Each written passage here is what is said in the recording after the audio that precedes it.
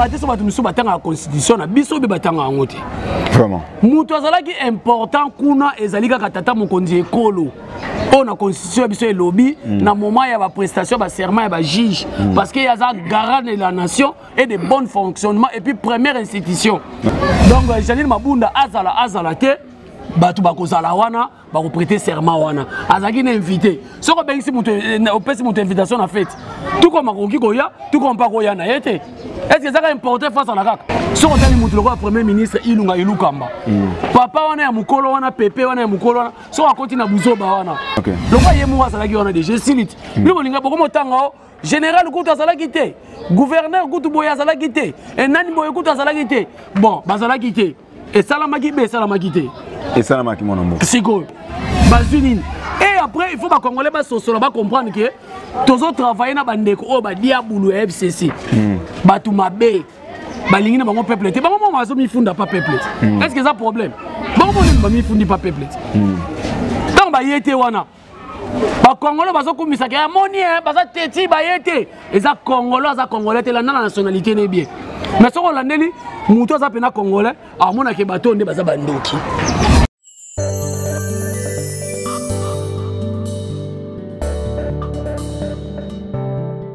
Mbote amis fidèles téléspectateurs nous sommes tout ya Congo Winner TV babi Congo Winner TV ndé makambo babi chaîne oyo batubeli bako mesana merci à notre boss maman Sarah Kabunji donc la Cléopâtre babi moi soit les kingolo na ngu inagu moi soit les kingolo na mwindu na peso mbote mon boss na peso mbote pas na peso mbote na ba abonné nous surtout ya Congo Winner babi c'est pour la première fois émission tolo ba vérité sur politique tolo ba vérité na politique ndé émission oyo le vérité ba vérité za lelo ba makambo nini ko leka wa discours mo konzambo kezaki pourquoi maman Janine Mabunda pourquoi aboyo kota na kati assemblée nationale pourquoi premier ministre tokoyoka nungu ke oui président de la République il faut démissionner yepe pourquoi aboyo koya na kati assemblée nationale donc merci na babonné na ngana surtout merci à maman Geneviève Bosusu Folanga autrement dit maman Yoyo na pesi mbote parce na pesi mbote na Jérémy Bonda Anisha Bonda le jumeau d'Endende na pesi mbote na vieux Jado Mundele muninga bata Blanchard Mabela na pesi mbote parce na pesi mbote na bao balinganga te babi émission tolo ba vérité na politique mon réalisateur fungola ba mona invité na ngaya mokonelo babi lelo tokoloba moi mingi tuzata na moi 20 minutes à 30 minutes koloba na mona mboka mbote masa na ngai mona mboka Zuma Tumba mbote na babone nyonso ya chaîne oyo Congo Winner TV ouais. Donc Jerry Kobetox na bino yeyo mona mboko azaka toujours na drapeau et puis na sa émission ndenge écouter linga ya tanga na lipapa donc Zuma Tumba zwinga pena donc brisque photo sur la loi no ki mamba Congo photo sur la mamba Congo po Congo soki to sololi makambo nango te to sutuka ba yebisi biso bobima bateki Congo donc na ye awa na plateau na awa donc merci mon mboka na kondima invitation na biso mon mboka tozo banda mamona question d'actualité ça problème ni le cas na kati assemblée nationale oyo mwana mokonzi ya mboka na biso président Félix Tshilombo Tshisekedi aye na kati ya assemblée nationale mais on dit maman Janine Mabunda azalaki te premier ministre pas azalaki mais qu'est-ce qui s'est passé batu bakoyeba te nungu ezaki vraiment dit à quoi. Bon, merci beaucoup Zuma Tumba. Omoni Congo ne batu ba landela ba makambu. Omoni ndaku na foyer na yo, olo éduquer na bana bien, olo kipe na makamba foyer na yo, olo lukela bana no mbongo, to komi na ba distraction mo boye. Na e ba raté so batu misu batanga constitution na biso be batanga ngote. Vraiment. Mutu azalaki important kuna ezalika katata mokonzi ekolo. On a constitution biso lobby na moment ya ba prestation ba serment ya ba juge parce que yaza garant de la nation et de bon fonctionnement et puis première institution. OK. Le roi yemu azalaki wana déjà silite. Lui bolinga boko motanga général kutu azalaki te, gouverneur kutu boya azalaki te, enani boya kutu azalaki te.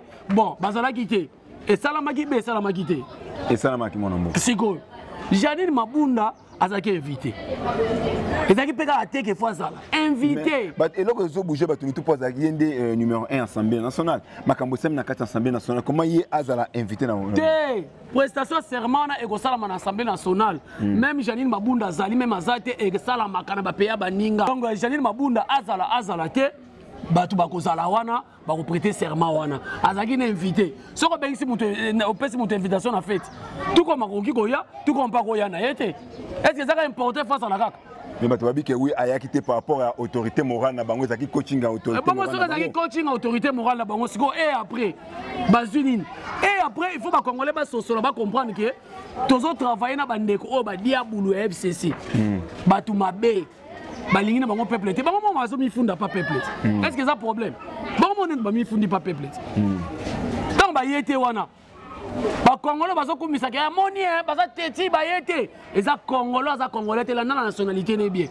mais soko olandeli moto aza pena congolais amonake bato nde baza bandoki soko otali moto lokola premier ministre ilunga ilukamba papa wana ya mokolo wana pepe wana ya mokolo wana soko akoti na buzoba wana soko otali moto lokola pepe ilunga pendant tozoba premier ministre tala premier ministre pene ya papa mokolo bongo koko akoki kosauve carrière politique inete mais nga mpe ekamusaka nga badocteur minene en droit baprofesseur minene mais boyokelaka autorité morale na bino mwana mo ya moke amanipulaka bino c'est la sorcellerie oyo basali wana nga mpo na nga na juge yango babimi bango moko omoni nzambe ne mutati na bango basala makambo babima bandoki mais prestation serment elekai nango kitoko babi bato babi ke oui eza coaching ya mwana mboka Félix Tshilombo Tshisekedi na sénateur en vue Kabila alingi susu bato FCCT yango ko motina tina bango na ba infraction bongo soki eloko boye ko iba yaka te po ba ndobima na kasi ça bongo sata côté la bango babunda santa côté la bango baswana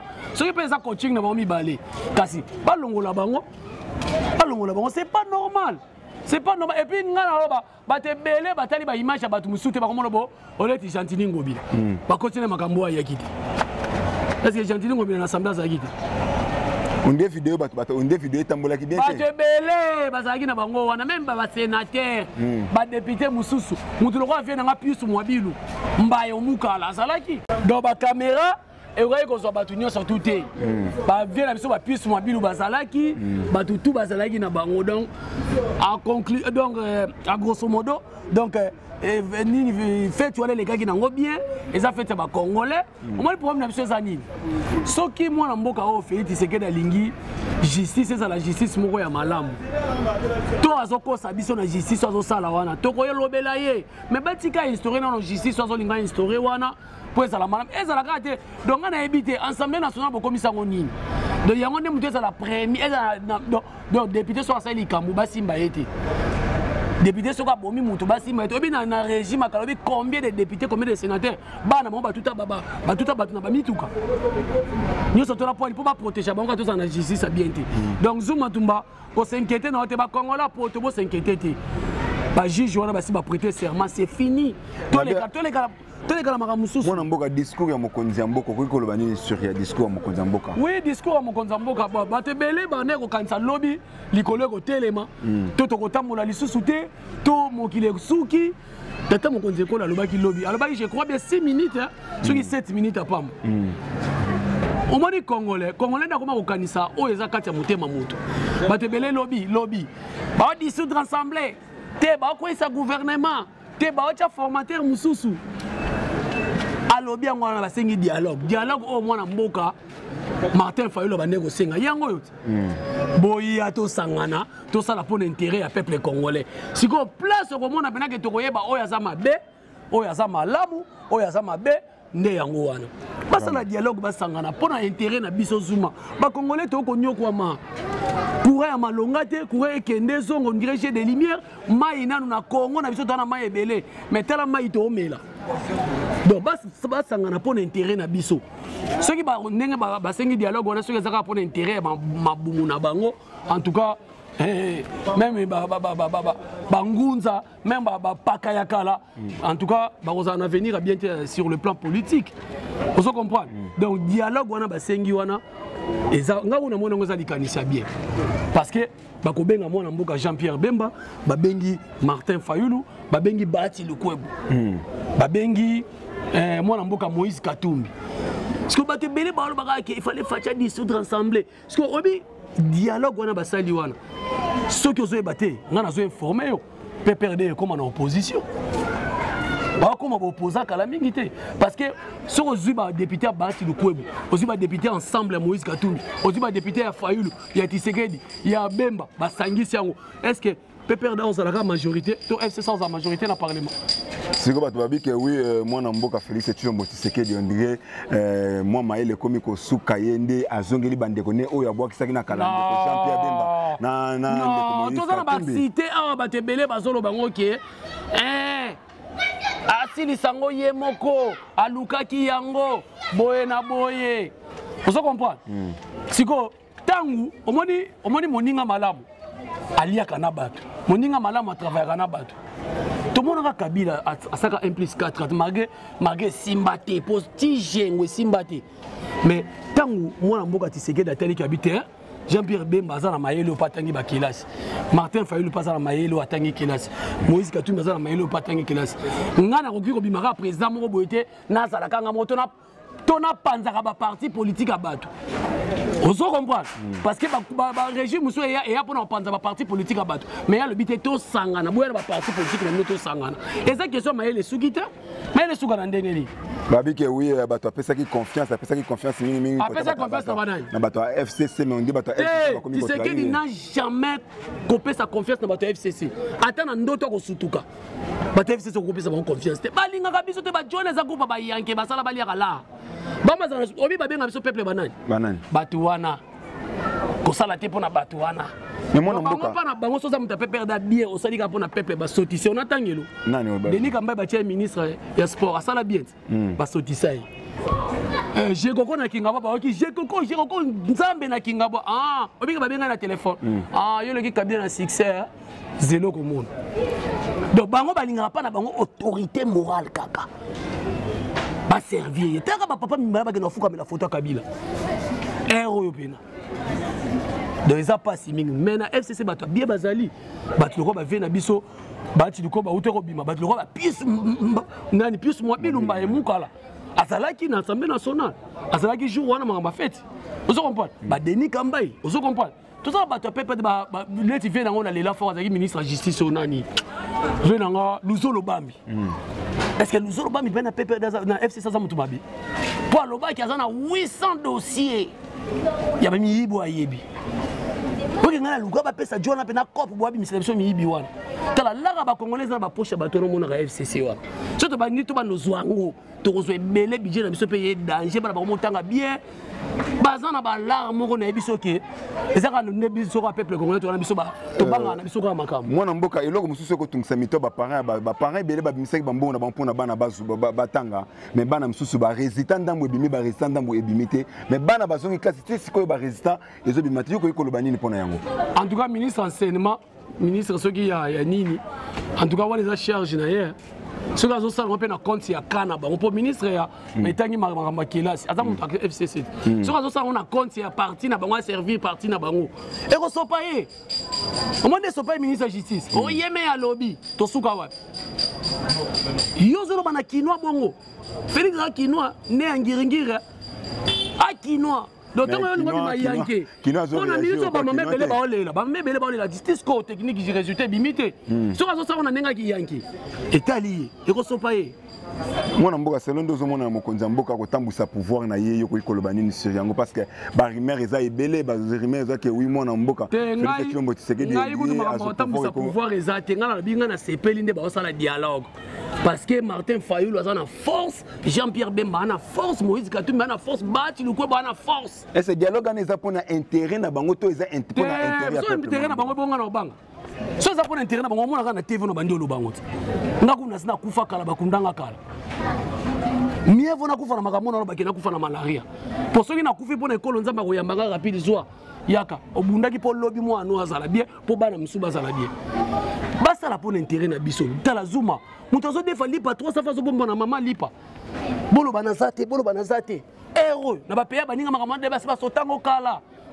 kataka na Brazzaville pambo mini kezele opamba transport taxi zo lukoti na avenue Bichaku taxi na Brazzaville mais biso na kina so luwango ozo influencer ba momi na loué express o sa elango fantara na ba pays baninga eza makambu pamba jeune garçon lia maki na liboso porte à 74 filles pour lia kaka maki influence donc toi na pauvreté mon amboko ba politicien faut ba okela biso mawa ba sala no pour intérêt peuple to comment que nous vraiment na suka émission na biso mon amboka na nyoso to lobio yoko iko bakisa nini pe yoko iko loba nini na nyoso ko lekana na politique ya mboka na biso ngai na koki eloko na koki obakisa ezali ba politicien jusque là na monaka ke Kadhafi aza vrai politicien en Afrique koleka ba Mobutu nyonso botanga boloba ko Mobutu azaki bien te preuve na bengana mindela tshai ba master ni bazui cop ba détruire Congo donc nani Kadhafi aza maman na politicien même Sassou ningo zo mona zo koma roi na Brazzaville on c'est parce que a ça fait marambo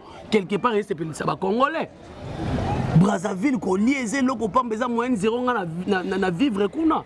Vous comprenez?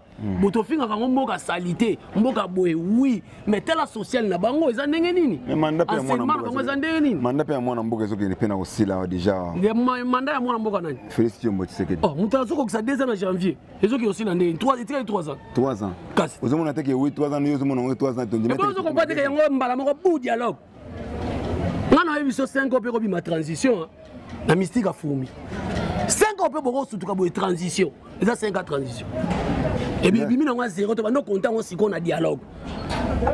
Eh, papa, moi, le Congo va détruire pendant 32 ans. Il va détruire sur 18 ans. Moi, on a 2 ans face à la Yesu Massia. Attends, moi, on a Martin Fayou, la Zouaki Ango. Il y a une chose qui est en janvier à l'élection. Oui, bien. Pour ma belle, ça 2 ans. Parce que tant qu'on a boya, tu vas pas faire Congo. Encore pouvoir, on a cortège. On a 2 ans. Pour ça, il peut l'ôter. Pour ça, peut l'ôter. Moi, place mon boulot, il y a un Congo. Il y a un moni, il y a un biso, politicien, moi, politicien, moi, autour de Baalbi, il y a un dirait bon, Mike Mukeba, il y a un Félix Azam Moïse à Congo. Parce que ma kilé, il y a un makasi.